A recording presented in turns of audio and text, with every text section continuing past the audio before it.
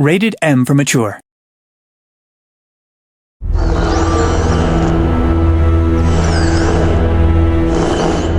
I'm Major LoCascio, and welcome to the last episode before the season finale of Walking Dead, No Time Left. Today we'll be talking to Nick Herman and Gary Whitta about Episode 4, as well as a sneak preview of Episode 5, right here on Playing Dead.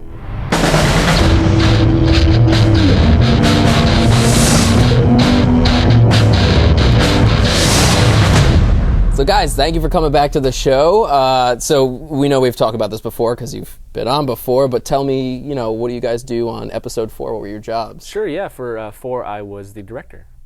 And I was the writer of Episode 4, and I'm also the story consultant across the whole series.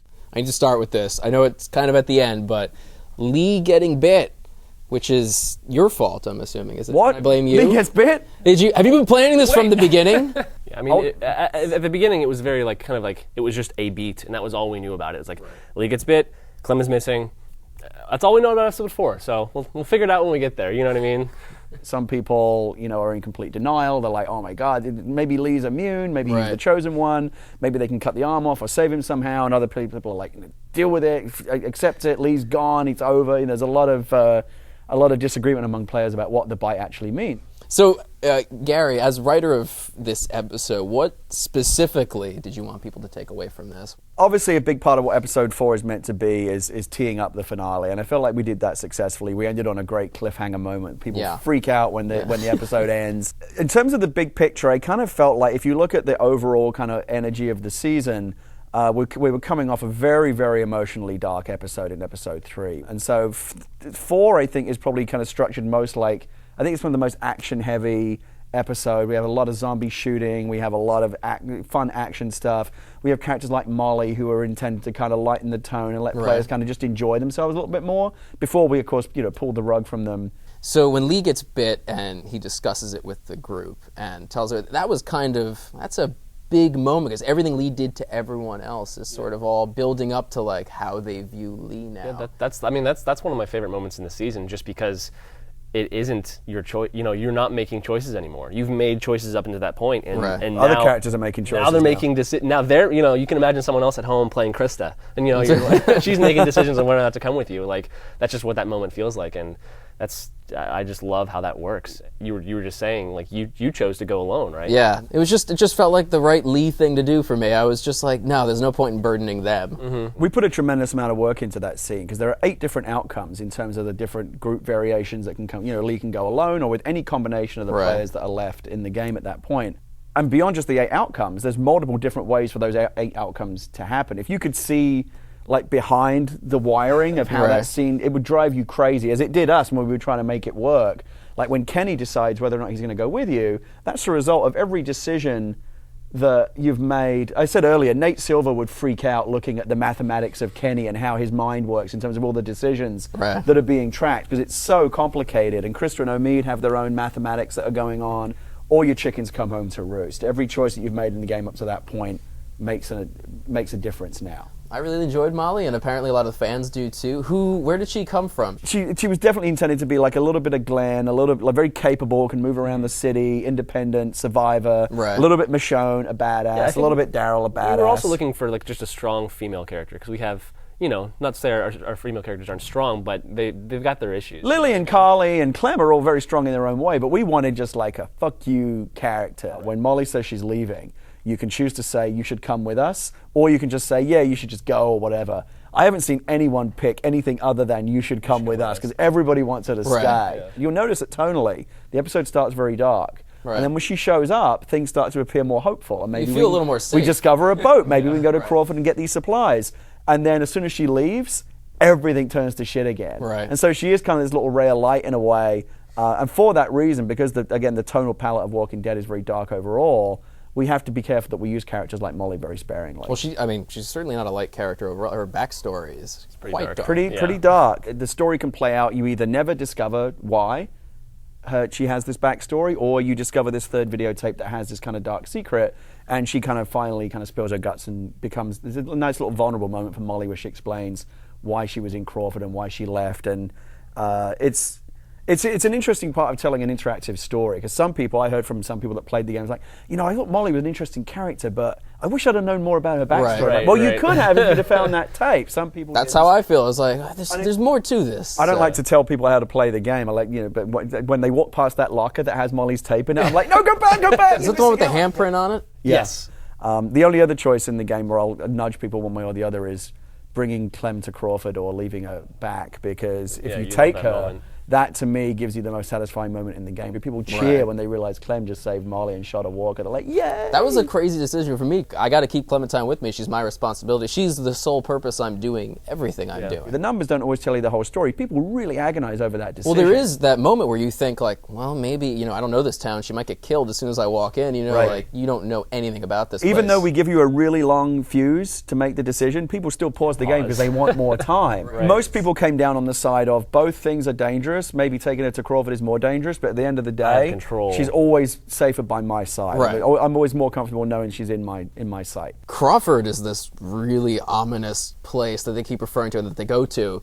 Where did that come from? What was Crawford about? Like, that was such a crazy, awesome place with the zombie barrier and the big pile. Yeah, of the zombie pikes. barricade was one of my suggestions. It's amazing. You always want to do some things that are just horrible, and the idea of Right. like living or undead kind of zombie scarecrows kind of writhing around just felt like it was a good gross out thing. Yeah, It's awesome. I think it's a good introduction to Crawford. The theme of The Walking Dead is that what happens to humanity when civilization falls? I think people either come together and the best version of humanity emerges, or the worst version. Right. And you see examples of both. And Crawford obviously is an example of the worst. Yeah. They've survived, but the cost at which they had survived up until that point was they had basically given up all their humanity. Right. Some people picked up on this, that when you're faced with that choice of whether or not to save Ben or leave him behind because he's a drag on the group, is Crawford in a nutshell. Right. As you're leaving Crawford, you have the choice to either become like them or reject their philosophy of your survival of the fittest. So let's talk about one of my favorite things is player choices. First one is Kenny in the attic with the little boy. So 75% of people chose to help Kenny out and kill the kid. Mm-hmm. It's not necessarily about the moral ambiguity of whether one thing's right or wrong. It's how people view that choice.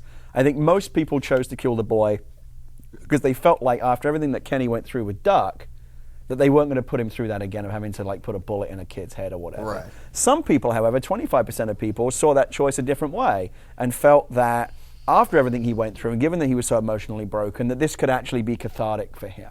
So when Lee goes down into the sewer, we go to the shelter, and we meet Vernon for the first time, and he pulls a gun on him. 66% of players chose to reason with him, whereas the flip side was to threaten him. It's interesting. Most players want to play as a good character. They don't want to be the threatening guy or the bad guy. And a part of the reason for that is that they always worry about the impact of Clem. After we killed that St. John brother in episode 2 and Clem saw it, people are terrified now that anything bad they might do, Clem's like, oh my God, what have you done? Why did you have to see that? Constantly. Right. Like Lee goes to like a piss in the woods and Clem's like, what are you doing? Oh my God. Jesus, Like, Clem! What, are you watching everything? Can I not do anything for myself? That could be a whole meme. You guys could make that into a whole big thing. Yeah. Everything Lee does. We'll do a YouTube compilation. But what's interesting is when he goes in the sewers, it's the very first time since the very beginning of the game in episode 1 that he's totally separated from Clementine and everyone else. He's completely alone. It'd be funny though, just like, Lee! Really, again? Oh my God. So you do have some license to be a bit more of a badass character and take a tougher line. And in fact, if you do choose to threaten Vernon, it has one of the most, I think, fun. Like he turns into Sam Jackson in that scene. Totally. He's like a real badass. Yeah. I love when he whips that out. All of a sudden, it's just like, Lee, I didn't know. Yeah. And it's funny because it's you choosing it too, and you're just like, tell him to say fuck you, and you hit that, and he'll say something, you're like, oh, I'm shocked. So the final stat I have here is the big one. When Lee got bit, 80% of people chose to reveal it, which is crazy to me. I mean, that's a huge stat. You said earlier, you hit it, right? Yeah, I hit it. I was like, oh no, I'll deal with it. This is my own thing. I don't want to, that surprised us too. I mean, in playtest, that seemed to go around 50-50. In playtesting, it was right down the middle, and I expected ultimately, again, because of the players wanted to do the virtuous thing, which is, I guess, to be honest and reveal it. Right. I expected most people, not to the degree that they did. Yeah. And again, in talking to players and listening to playthroughs, what most people say is it's going to come out eventually. It's better to be honest about it now. It's the only choice in the game where we give players a second chance to rethink their decision. Yeah. In real life, if you wanted to say, oh, I hid it from you earlier, here it is, I'm sorry, like, that you should be able to do that. And we didn't want to restrict people and have them go, if this was real life, I could just do it. Why isn't the game allowing me to do it? People, one of the reasons to hide the bite might be that you're worried that the group will turn you away. Right. In reality, it's the opposite. And actually, it says something about the good human nature of the players in our group, that if you reveal the bite, it actually locks players into helping you. Yeah, Krista and Omid, or if you show them the bite, they're like, well, you might not make it to save Clem. Like, we're coming with you. You know what I mean? We got to help you. Some people are very glad that they got the full group to come with them. But the players that are alone don't feel like they failed. They feel like that's the courageous choice that they've made. They made a choice to go on their own. Right. It's like, this is on me. This is my job to protect Clementine. I can't ask you to put yourselves in danger, and they want to be kind of the lone wolf. Well, and like we said earlier, like their experience through episode 5 is going to be dramatically different, and like they're going to get what they wanted, right? They want to be alone, they want to deal with everything alone, and they will. Right. But people aren't just rewinding, because if you do that, constantly kind of restoring your save, choices don't mean anything anymore. No. Now it's time for some questions from players. This first question's from Diavel, who has a question for you, Gary. Okay. What were your main inspirations when writing this episode? This is going to sound like a lame thing to say, but honestly, the previous 3 episodes, the Telltale had set such a great tone with these characters, and I really just wanted. People around here will tell I was terrified about episode 4, because I was the only writer from outside of Telltale to be invited to come in and contribute a piece of this. And episodes 1, 2, and 3 came out, and we're just kicking ass, high reviews, glowing praise. And I didn't want to be the guy that comes in and suddenly. I wasn't really taking inspiration from anywhere, other than Robert's Universe and some of the other great zombie stories that I grew up on. There's a couple of little nods, little Easter eggs to some of the Romero zombie movies are in there that I kind of slipped in. But for the most part, just wanting to stay tonally consistent with what Telltale had established at that point, and on a quality level, just feel like people felt this episode could stand alongside the rest. Jacqueline asks, in all caps, "Why did you kill Chuck? I really liked him. He was one of the only smart people in the group!" ! But I'm happy you gave us the option to kill Ben. We made the decision to kind of lose him off screen, which we hadn't done with a major character before, and it felt like a different way to do that. Not everyone gets a heroic movie star death. Some people just die, and but in a sewer. It's sadder. In a way, he died saving Clem, which is he did have a heroic moment. And don't like anyone too much in this game, because we will take them away from you. No. So Trevor Ninja 10's question is: did you ever consider a scene where Clem refers to Lee as Dad, or reject her parents for Lee? That's wow. There's a moment in the morgue when Verna asks Lee, "Is she your daughter?" And you can say no, which you can read that as either an overt lie to try and get Verna's sympathy. Some people say yes because that's honestly how they see the truth of it now. They do think that it might as well be his daughter. The parents aren't coming back in their mind. They're never going to see the parents again. And that's Lee's journey from originally feeling like this girl is someone that he's kind of saddled with, to really, having this emotional bond. Before we wrap up today, we can't leave without discussing episode 5. Can you guys give us any hints or anything without spoiling anything? I saw the final quarter of the episode, and still by the end, I just sat in my office for probably an hour and a half and didn't do any work. Just sat there and went, I don't know if I can do this. Look, people who know The Walking Dead, I'm sure, are bracing themselves to what might be coming. And I'm not saying it's one thing or the other, but it is by far the most emotionally potent episode. It's not even close. No. God. I mean, there's been quite a few tears, right? Even around the office, people. Oh man. When you block the time out to play it, give yourself time afterwards. I'm not even kidding. I believe you. And that's why I'm fearful. But thank you guys so much for being here today and talking to us. That's it. Thank you so much. All right, thanks for having us. Yeah. Remember to email your questions to playingdead@telltalegames.com or call 707-701-DEAD and leave a message. Be sure to sign up for the official website or follow us on Facebook or Twitter to be the first one to find out when the next episode of Playing Dead goes live.